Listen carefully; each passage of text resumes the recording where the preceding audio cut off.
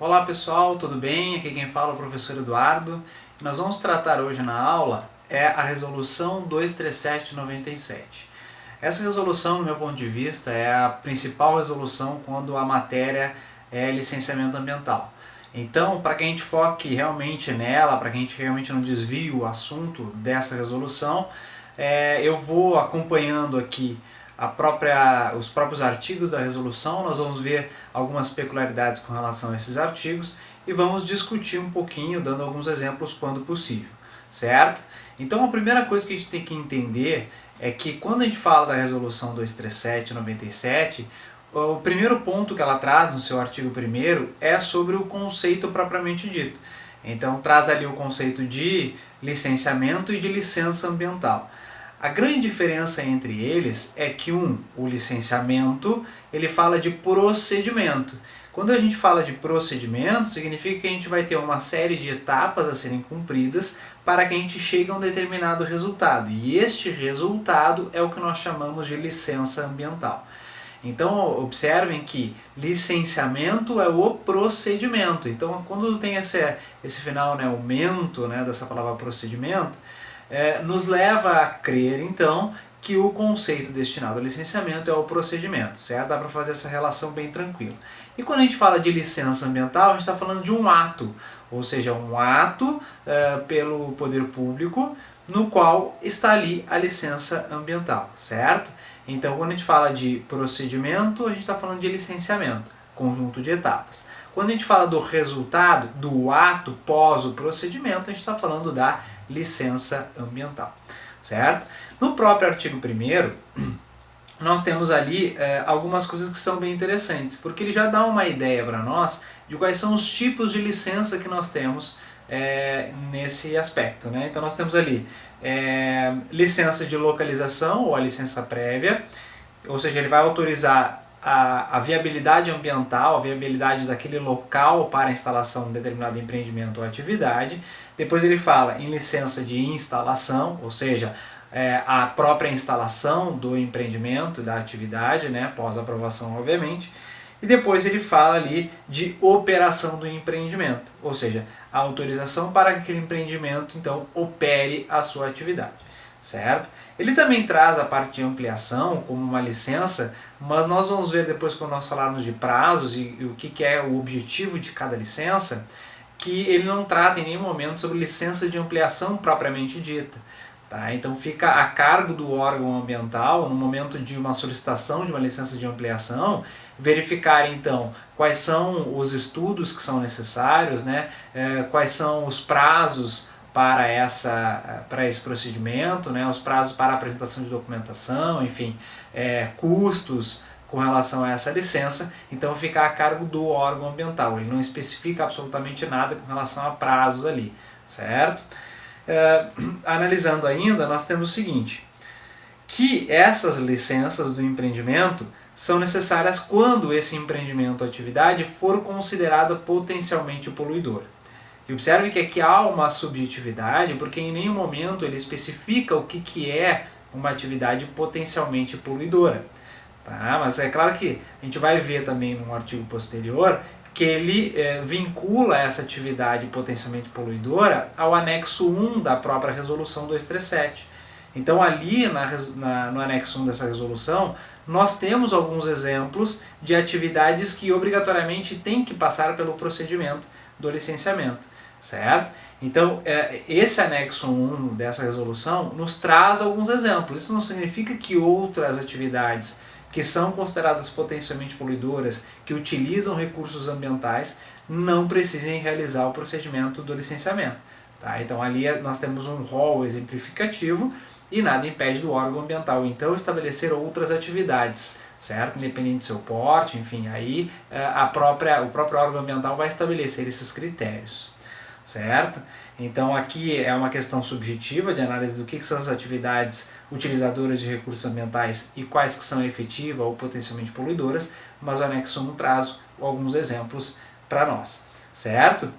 E aí então ali fala com relação de causar degradação, né, que possa vir causar degradação, certo? Vimos então aqui o conceito, né, desse artigo 1º da resolução 237, até como sugestão durante essa nossa aula, acompanhe com a resolução 237, até mesmo que fica melhor a visualização e entendimento do que a gente está conversando aqui, certo? Então, visto isso, nós temos depois no artigo 2º que essa licença, né, ou esse procedimento para a obtenção da licença de localização, de construção, instalação, ampliação, modificação, operação desses empreendimentos, são, então, obrigatórios o licenciamento ambiental, certo? Então, nesse artigo 2º, ele diz que aquelas atividades dentro dessas etapas, né, seja para a localização, para a construção, para a operação, ampliação, etc., se essas atividades são utilizadoras de recursos ambientais, se são potencialmente poluidoras, elas obrigatoriamente devem passar pelo procedimento de licenciamento, certo? Então, diz ali, dependerão de prévio licenciamento do órgão ambiental competente. E quando a gente fala de órgão ambiental competente, a gente tem 3 esferas de competência. A esfera nacional da União, nós temos a esfera dos estados e nós temos a esfera dos municípios. Nós vamos comentar, também tem alguns artigos bem específicos sobre a competência administrativa destes órgãos, né, do órgão nacional, estadual e municipal, e nós vamos comentar em que momento que eles atuam, em que momento que eles são competentes, certo? Se também nós quisermos comentar sobre a competência supletiva, nós temos ali a Lei Complementar 140 de 2011. Ela vai tratar especificamente, tem inclusive um artigo específico que fala sobre a atuação supletiva do órgão ambiental. É quando que ele atua no lugar de um outro órgão, certo? Então também nós temos isso, nós vamos comentar brevemente aqui, mas para quem quer reforçar esse conceito, né, de atuação supletiva, nós temos a Lei Complementar 140 de 2011, certo? Então diz o seguinte aqui, ainda nesse artigo 2º, que esses empreendimentos, né, são obrigados então a realizar este licenciamento ambiental, certo? Claro que a questão de documentação, de quais documentações ou complementações de informações que sejam necessárias para o procedimento, o órgão ambiental então ele pode exigir, obviamente que para essa exigência ele tem que obviamente já demonstrar isso para o empreendedor, ou seja, ele já tem que demonstrar isso ou através de uma legislação ou através de uma norma administrativa, certo? De quais são os documentos necessários, quais são as informações que são pertinentes para o processo de licenciamento, então tudo isso o próprio órgão ambiental ele já vai determinar, certo? Então esse artigo 2º também nos traz isso. O artigo 3º ele vai falar sobre aquelas atividades de significativo impacto ambiental.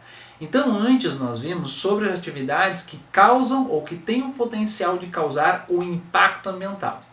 E agora a gente fala daqueles que têm o potencial de causar significativo impacto ambiental. Então observem essa diferença.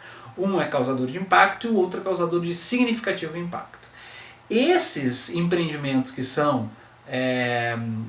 causadores ou potencial causadores de significativo impacto ambiental, eles têm ainda um determinado estudo ambiental a ser realizado como obrigatório, que é o que nós chamamos de estudo de impacto ambiental prévio, ou estudo prévio de impacto ambiental, e o seu respectivo relatório de impacto ambiental, chamado EIA-RIMA. Alguns autores falam desse estudo prévio de impacto ambiental como um EPIA e não um EIA-RIMA.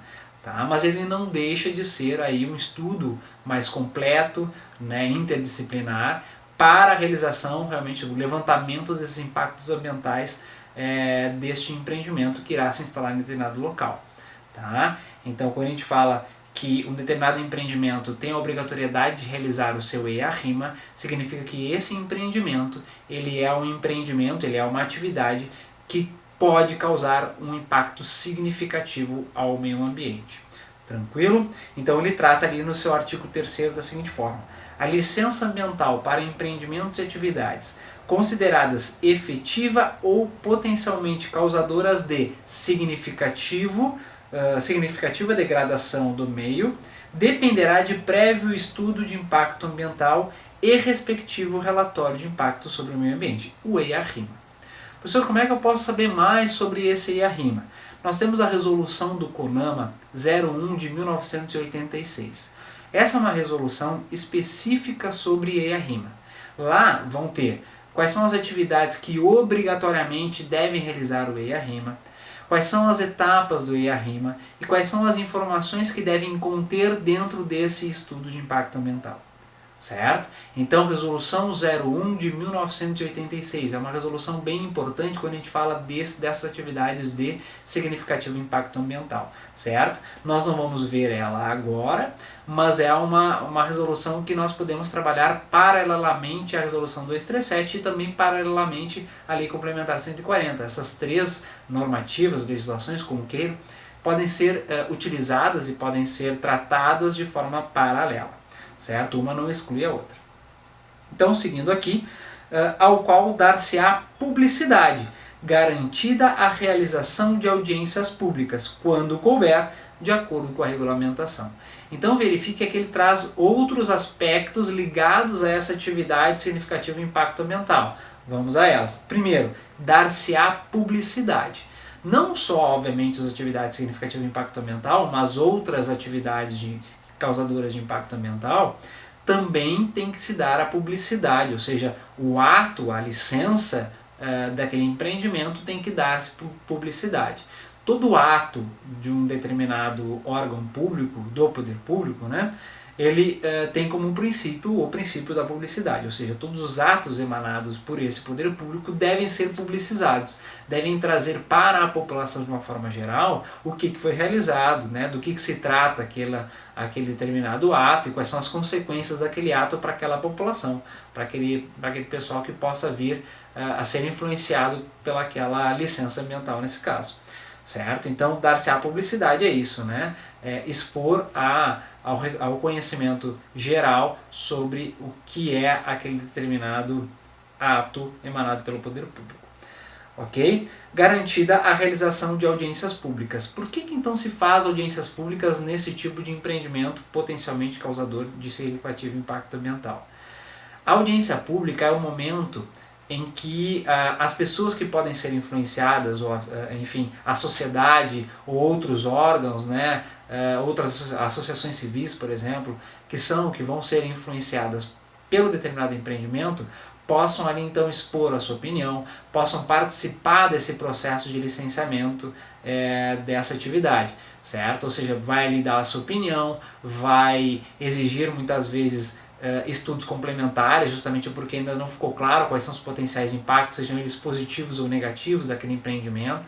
Então, o relatório de impacto ambiental, muitas vezes, ele é apresentado nessa audiência pública para que a população possa ter conhecimento desse empreendimento, seus potenciais impactos negativos, seus potenciais impactos positivos, certo? Então é ali que aquele relatório de impacto ambiental, que tem uma linguagem muito mais acessível, através de mapas, figuras, enfim, vai ser demonstrado para a população de uma forma geral, para aqueles que querem realmente ter conhecimento sobre o empreendimento.